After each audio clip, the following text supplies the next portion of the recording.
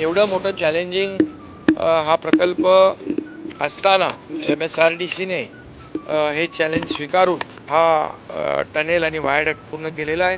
खरं म्हणजे 2019ला ॲक्च्युअल याला मान्यता वगैरे मंजुऱ्या त्यावेळेस देवेंद्रजी मुख्यमंत्री होते आणि त्यावेळेस मी MSRDCचा मंत्री, MSRDC माझ्याकडे होतं आणि उद्घाटनाच्या वेळेस देखील देवेंद्रजी मुख्यमंत्री आहेत आणि MSRDC विभाग माझ्याकडे आहे.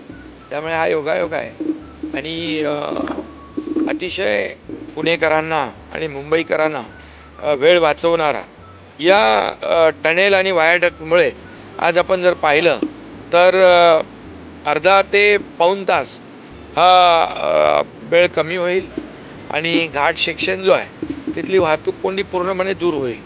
इंधनाची बचत होईल, वेळेची बचत होईल, प्रदूषण कमी होईल.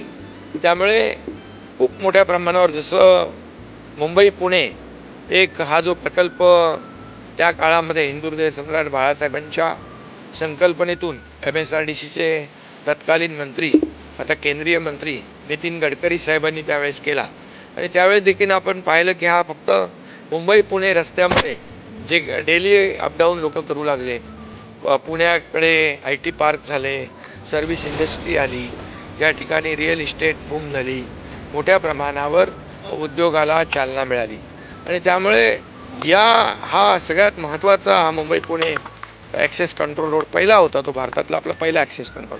नंतर आपण समृद्धी महामार्ग केला.